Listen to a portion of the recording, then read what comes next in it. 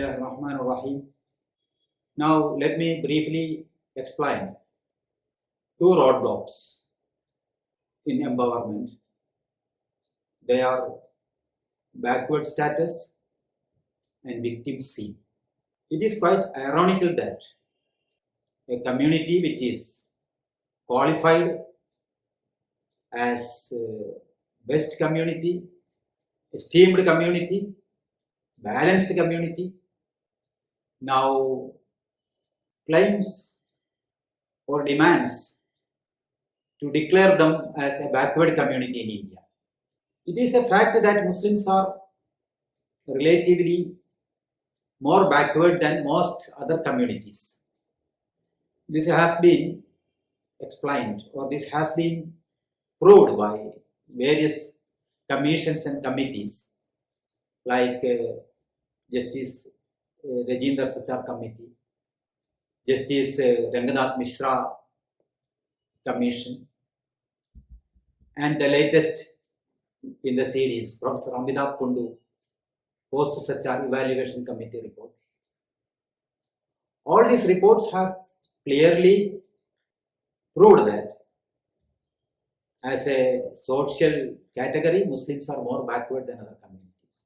Among Muslims, nearly 40% or 40.7%, according to some statistical figures, 40.7% of the Indian Muslims are already included in the list of backward communities who are eligible for reservation in the central service as per a Mandal Commission order, and also in some state government services. This backwardness of Muslims happens in spite of the equal justice which is ensured by the Indian Constitution. Indian Constitution, as per Articles 15 and 16, ensures equal justice to all communities and rejects any discrimination among different categories of people. Also, the Articles 29 and 30 of the Indian Constitution ensures cultural and educational rights of minorities. But in spite of these constitutional guarantees, and not only under the present government, which is run on the basis of Hindutva communal ideology, even under the various secular governments in the center as well as in different states, Muslims have been discriminated in education, in economy, in government employment, and all aspects of community life. So this has to be changed, and it is the constitutional right, which is part of the citizenship right, that Muslims have to organize, pressurize, and agitate for getting their demand of equal representation through reservation or some other proactive measures or special budget allocations, to get their backwardness removed and getting themselves economically, educationally, and socially on a position par with other communities.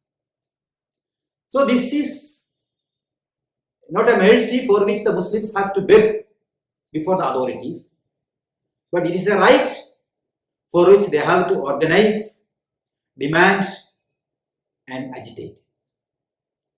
So the mindset is important. The mindset is important. If the Muslims thinks that, the community thinks that this situation of backwardness and also the various efforts to victimize them, we are accepting it, there is no way out for us, then that will remain as a roadblock in their process of empowerment.